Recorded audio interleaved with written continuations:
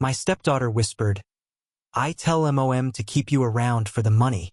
So I took the money, the keys, and every gift I ever paid for, and left.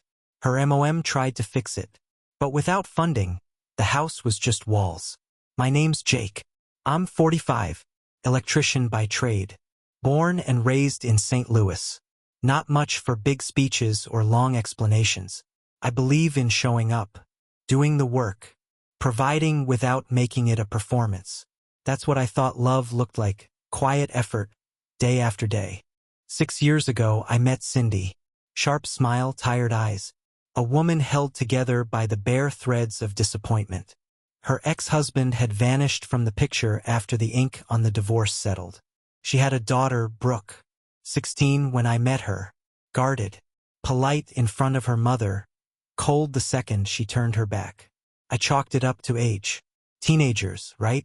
Always on edge, always suspicious. I thought time would smooth that over. I wasn't trying to replace her father.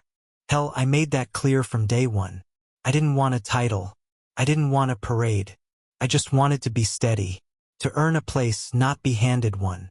So I started slow, fixed what was broken. The kitchen faucet, the cracked tiles in the bathroom, the busted back door that wouldn't close right. I showed up, took Brooke to school when Cindy had early shifts, helped her with math homework even when my hands were still trembling from a day pulling wires in an attic that felt like an oven. Never once asked for a thank you. Eventually, I started paying for more. A phone upgrade, a new backpack for school, braces, a summer art program. She didn't look at me when she accepted them, but she didn't refuse either. I took that as progress. Then came the Civic. I bought it after working double shifts for 6 weeks straight. Not new, but solid. Safe. I handed her the keys on her 18th birthday. She cried, said thank you, hugged me, and for a moment, just one, I let myself believe we were becoming something like family. Over the years, I covered more than I can list. Tuition for community college, rent for her off-campus apartment, a new laptop after she dropped hers. I kept her phone plan active, paid her car insurance, even sent her money when she wanted to go on spring break with her friends. I never said no. I told myself it was what any decent man would do. But deep down, I was waiting. Not for love, maybe, but respect. A nod. An acknowledgement that I mattered beyond the debit card in my wallet. I didn't get it. Then came the night that cracked the foundation clean through. It was nothing special. Just a Wednesday. I was walking down the hall, heading to the laundry room. Brooke was in her room on the phone, laughing. Her door was cracked open, and I wasn't trying to listen. God knows I respected space, but then I heard it. I tell Mom to keep Jake around. He makes money easy. That's it. 7 words. Whispered like a joke. Tossed out like they meant nothing. But they hit me like a hammer to the chest. It wasn't rage that came first. It was something colder. A dead silence inside me, like a switch had been flipped and all the lights cut out at once. That sentence echoed louder than anything else in my life had ever sounded. She said it with a smirk. I could hear it. That spoiled, flippant tone kids use when they think they're untouchable. It wasn't said in anger. It wasn't heat of the moment. It was truth. Her truth. And I heard it clear. I stood there for a minute, maybe 2. Couldn't move. Then I turned and walked back down the stairs. Sat in the living room in the dark. No TV.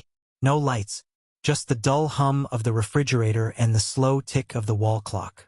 And I started making a list. Not on paper, just in my head. Everything I had paid for. Everything I had done. Every time I said yes when no would have been easier. Every sacrifice. Every insult I let slide. Every time I bit my tongue when Brooke rolled her eyes or spoke over me at dinner or asked Cindy to speak to me on her behalf like I was a stranger. I made that list until the sun started rising. And then I started taking it all back. First, the keys to the Civic. I took them off the hook and slipped them into my pocket. Then the debit cards, hers and the emergency one Cindy kept for her. I logged into the bank app and shut them down. I pulled the plug on the streaming services, the Spotify family plan, the automatic Venmo transfers. Then I went upstairs. Cindy was still asleep. Brooke too. I opened her door, quiet, careful. She was snoring softly, dead to the world under that ridiculous overpriced comforter I bought last Christmas. I looked around her room. The MacBook, the iPad, the jewelry, the speakers, all mine. All bought with hours of overtime and heatstroke and calluses on my hands. I packed it all into a duffel bag. Didn't touch her. Didn't wake her. Just took what was mine. Cindy came downstairs as I was hauling the bag to the truck. "Jake?" she asked, voice groggy. "What's going on?" I didn't answer. She followed me out. "Jake, what are you doing?" Still nothing. It wasn't until I turned the ignition that she stepped in front of the truck. Hands raised. "Talk to me." I rolled the window down halfway. "She said I make money easy." Cindy blinked. "What?" "Last night. I heard her. On the phone. Keep Jake around. He makes money easy." That's what I am to her. Not a father. Not even a man. Just an ATM with boots. She looked like I slapped her. "Jake, she's a teenager. She didn't mean it like that." "She meant it exactly like that," I said. "Please come inside. We can talk." I shook my head. "I've been here 6 years. I built this family with my bare hands. I kept the lights on. I kept food in the fridge. I never asked for love. Just respect." "And you have it," she said. But even she didn't sound convinced. "No," I said. "I had pity, tolerance, usefulness, not respect." I drove off. No final words. No dramatic exit. Just tires on pavement, and the sun rising behind me. By the time they realized I wasn't coming back, I was halfway to nowhere. No forwarding address. No goodbye. Just gone.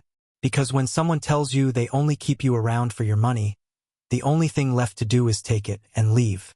Cindy tried to call. The first few days she messaged constantly. Left voicemails. "Jake, come home. You misunderstood. She's just a kid. She didn't mean it." She begged, pleaded, promised things would change. That she'd talk to Brooke. That they'd apologize. That it was a moment taken out of context. But you can't take contempt out of context. It doesn't hide well. By day 4, the tone changed. "You're punishing a child. This isn't the man I married." And later, "If you loved us, you'd come back." I stopped answering. Changed my number. Blocked hers. There's only so much a man can endure before silence becomes safer than mercy. I didn't go far. Rented a small apartment across town. 1 bedroom above an old upholstery shop. Quiet. Smelled like dust and lemon oil. It had what I needed, a fridge, a stove, a lock that only I had the key to. No slamming doors. No footsteps overhead. No voices telling me I was optional. I went back to work like nothing happened. Crawled through basements. Replaced panels. Sweat through my shirt in attics so hot I could barely breathe. The same labor I'd done for years. Only now, the money I earned wasn't going to a house that hated me. I'd been gone 3 weeks when Cindy emailed me from a different account. No greeting. Just, "The Wi-Fi's out. Can you fix it?" I stared at the screen. Laughed once. Then closed the laptop. 3 hours later, another message. "The bank says the mortgage payment bounced." Of course it did. It was my account that covered it. Always had been. She had access, but she never saw the origin. Never followed the paper trail back to my calloused hands.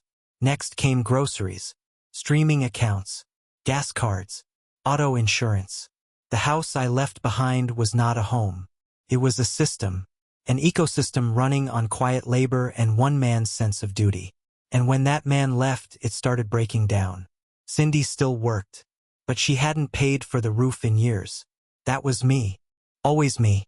I covered the mortgage, the phone plans, the electricity, the dentist visits, the little luxuries Brooke assumed just happened. They were used to comfort. But comfort isn't magic. It has a price. And the man paying it had walked out the door with nothing but his wallet and the truth. I don't know how long it took them to feel the shift. Maybe days. Maybe the first time the fridge wasn't full. Maybe when Netflix demanded a password and the card had been declined. Maybe when Brooke needed an Uber and realized her account was empty. They lived in that house like it was invincible. Like air conditioning just existed. Like dinner came from a tap. like every dollar was owed, not earned. But when I left, the air changed. The alarm system broke. No one fixed it. The porch light burned out. Stayed dark. Trash piled up in the garage because no one renewed the city services.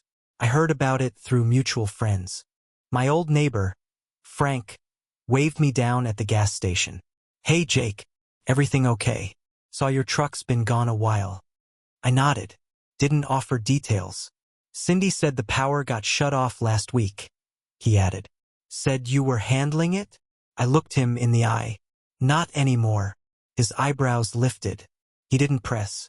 People started noticing. The lawn grew wild. Mail stacked up on the porch. Brooke posted on social media about how hard it was to focus on school, with everything falling apart. She still hadn't messaged me directly, still hadn't apologized. But her complaints floated through the internet like smoke signals. Passive, public, pitiful. I read one post 3 times. "I'm trying to keep up with everything while my life crumbles. Some people just don't care if you sink." Some people. She meant me. The same man she'd said made money easy. It wasn't anger that came next. It was clarity. They weren't hurting because I'd left. They were hurting because I stopped carrying them. A month after I left, Cindy showed up at the shop. I was rewiring a breaker panel in the back when my coworker buzzed me. "Hey man, some woman's here for you. Says it's important." I wiped my hands, came out front. She looked tired, thinner, mascara smudged under her eyes. "Jake." "Cindy." Her voice was brittle. "Can we talk?" I crossed my arms. "Talk." She looked around. "Not here." "Then don't." She sighed. "I know you're angry, but this isn't helping. The house is falling apart. I can't do this alone." "You were doing it alone when I was there," I said. "Or so you told everyone." Her eyes narrowed. "You're punishing us." "No," I said. "I stopped rewarding you." She shook her head. "You can't just walk away." "You think I walked?" "I was pushed. Every time you stayed silent when Brooke mocked me. Every time you turned your back when she dismissed me. Every time you let me pay without thanks." "She's just a kid. She's 21 now. Old enough to spend. Old enough to insult. Old enough to understand cause and effect."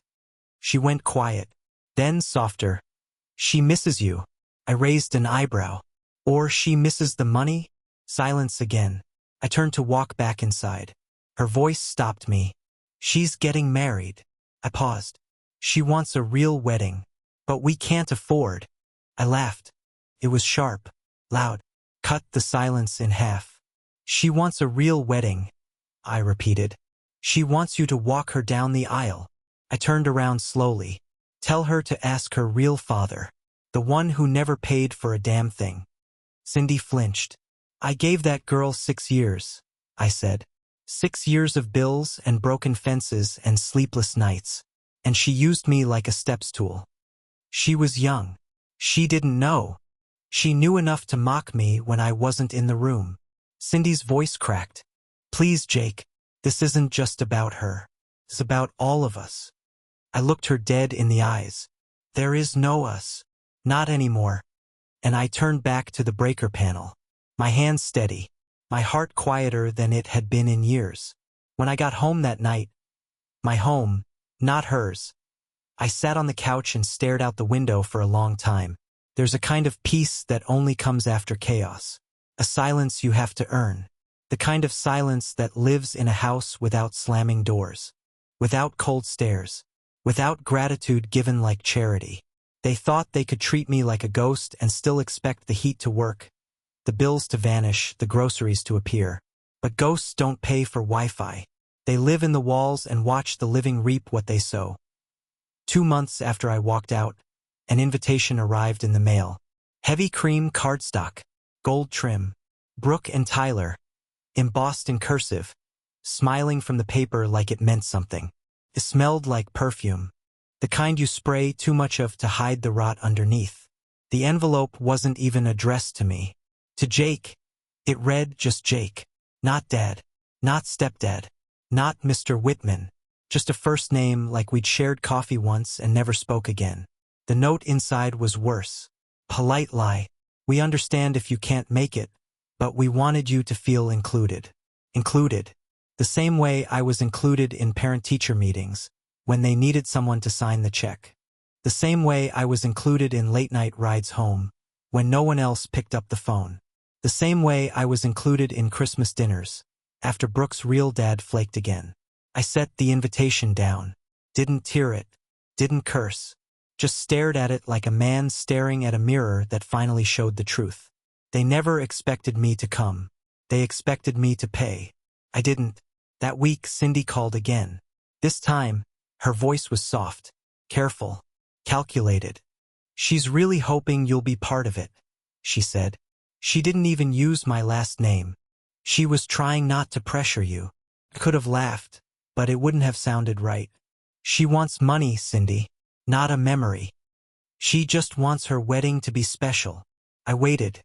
She was hoping you'd help with the venue. There it was. The banquet hall was her dream, apparently. Brooke wanted chandeliers and crystal glasses. She wanted a string quartet and ivory linens. She wanted a fairy tale spun with someone else's thread. "And who's paying now?" I asked. "Her father," Cindy replied. I paused. "Todd." "Yes, he said he'd cover it." She called him. "They're reconnecting." I almost choked on that. Reconnecting. The man hadn't shown his face in 5 years.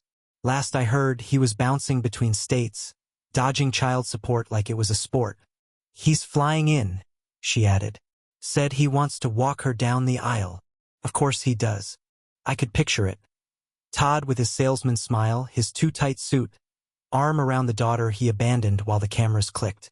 He'd cry crocodile tears, give a shaky toast about time lost and love found, and everyone would clap like they believed a damn word.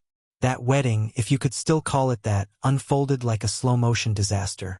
I didn't attend. I stayed home, watched the sky darken through my living room window, and thought about how many nights I'd worked overtime so she could feel like she wasn't missing anything. I thought about the orthodontist bills, the grocery runs, the way she used to call me when her check engine light came on. That night, my phone buzzed. "Cindy." I ignored it. It buzzed again. A message. One photo. Brooke in her dress. White, but not the one she'd wanted. Her eyes red. Makeup streaked. A smile held together by sheer force of will. Then another photo. The banquet hall. A church basement. Plastic chairs. Folding tables covered in tulle. I stared at the image. Then I turned off my phone. The next morning, Cindy came to my door. She looked like she hadn't slept. Her eyes ringed with frustration, mascara still clinging to the corners like regrets. "She didn't want it like this," she said. I leaned on the doorframe, said nothing. She thought Todd would come through. "He never has," I said. She exhaled. "He said he'd pay for the venue, then backed out. 2 weeks before the wedding. Said something about a financial emergency. Brooke had already sent the invites." I folded my arms. "So she asked you?" She nodded. "I tried, but I couldn't get approved for the loan." "And she didn't think to call me?" "She was afraid. She was ashamed," I corrected. "She thought you hated her." "I don't," I said. "But I see her clearly now." Cindy took a step closer. "You could have fixed it. You could have given her the wedding she deserved." I shook my head. "I left when I realized I was just the fix." She flinched. "I was the patch, the filler, the backup plan. Not the father. Not the man she trusted. Just the one who paid when the others disappeared." "She made a mistake," she said. "She made a decision," I replied. "She drew the line, called me a wallet without a face. And when the money vanished, so did her fantasy." Cindy's voice dropped. "You're punishing her." "No," I said. "I'm honoring her words." She stared at me like she didn't recognize the man in front of her. Maybe she didn't. Maybe she'd never looked long enough. She needed you. She needed the man she dismissed. The one she said made money easy. Silence stretched between us. "I thought we were building something," I said finally. "A home, a life, a future." "We were." "No," I said. I was. She didn't argue. I stepped back into the doorway. Tell her congratulations. Then I closed the door. And this time I locked it. Weeks passed. The photos from the wedding went up on social media. Carefully curated shots with soft filters and fake smiles. Brooke and Todd on the dance floor, trying to pretend 16 years of absence could be spun into a single graceful waltz. But beneath every post, there was a strain. The flowers were fake. The cake was from a grocery store. The dress didn't fit quite right. The lighting was fluorescent. Reality bleeding through the filters like ink on damp paper. I didn't comment, didn't like, just watched. And the messages started again. Not from Cindy, from Brooke. I know you probably hate me, but I wanted to say thank you for everything you did. I read it, didn't reply. 3 days later, I was scared to ask you for help. I didn't want to be a burden. Too late. Mom said you were angry, that you felt used. I never meant to make you feel that way. But you did. Then, can we talk? I didn't answer, because talking changes nothing when the damage was done with silence. 3 weeks after the wedding, Brooke showed up at my workshop. She didn't call first, didn't text, just walked in around noon, stood by the door like she wasn't sure if she belonged. The light caught her dress, too formal for July, wrinkled at the waist, like she'd been sitting in a car too long. Her eyes flicked around the room, landing on the workbench, the metal shavings, the coils of wire, the tools laid out with the precision of someone who still believed in order. I didn't stop what I was doing. I kept working on the panel in front of me, tightened a bolt, measured the voltage again. Silence pressed between us like a third person in the room. Finally, she spoke. I didn't think you'd actually leave. I didn't look up. I thought you'd always be there. I finished the circuit, wiped the sweat from my forehead. Then I walked over to the sink, washed my hands, dried them on a rag. Still didn't speak. Brooke shifted on her feet. I wasn't trying to hurt you. That made me laugh. Quiet, bitter, short. You think I did this on purpose? She asked. I didn't know. You knew, I said, voice flat. Not angry. Not anymore. Just empty. You knew exactly what you were doing. She blinked, caught off guard. I was just a kid. You were 21. Silence again. I turned to her. You said I made money easy, like I was a vending machine. Insert kindness, receive rent. Her lips parted, but no sound came. You talked about me like I was temporary, I continued, like a phase your mom was going through. That's not fair. No, I cut in. What's not fair is giving someone years of your life and having it mean nothing. What's not fair is paying for college and groceries and car insurance and still being the outsider in your own home. Her voice cracked. I didn't mean it that way. I stared at her. You meant it exactly that way. She looked down. I didn't know how to say thank you. Start with meaning it. The quiet returned. Heavy. Familiar. Then she asked, why didn't you come to the wedding? I didn't answer. Just walked to the back wall, opened a drawer and started sorting fuses. I wanted you there, she said. No, you didn't. She stepped forward. You think I didn't notice? That you were gone? That you just vanished like I wouldn't care? I turned to her slowly. You noticed when the bills didn't pay themselves. Her eyes welled. It wasn't about the money. It was always about the money. Brooke looked away. Tyler says I'm selfish. I didn't respond. Mom says you'll forgive me eventually. I said nothing. She walked closer. What do you say? I met her eyes. I say silence is a choice. She tilted her head. For years, I stayed quiet. I let the little things slide. The rolled eyes, the jokes, the distance. I told myself it would change, that you'd come around, that being there was enough. Her voice dropped. It was. No, I said. It wasn't.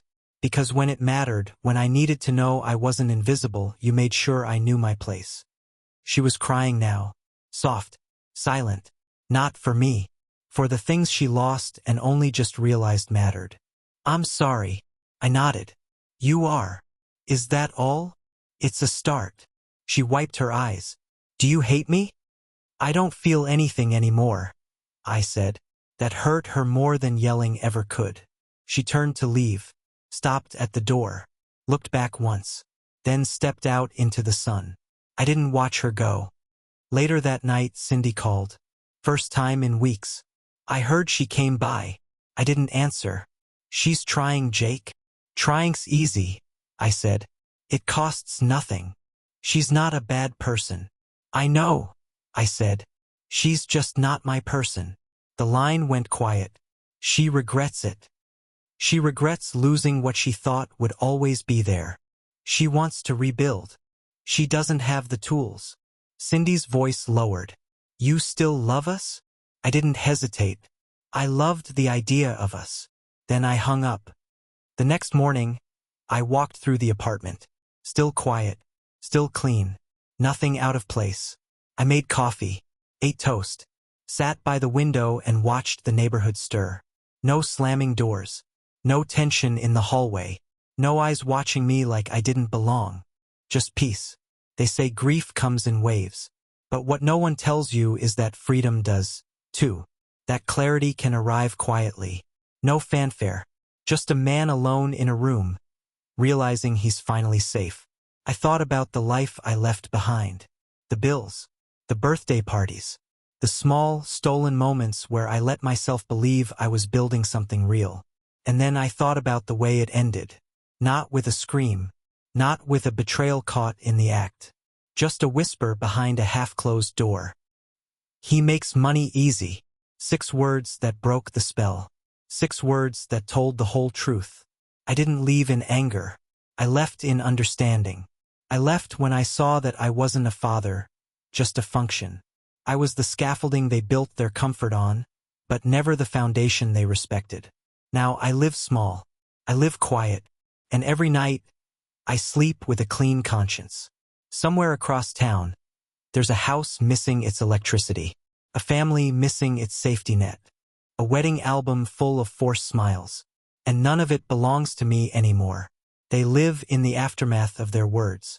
I live in the truth of my silence. So now I ask you, whoever's still listening, was I wrong? Was I heartless to walk away?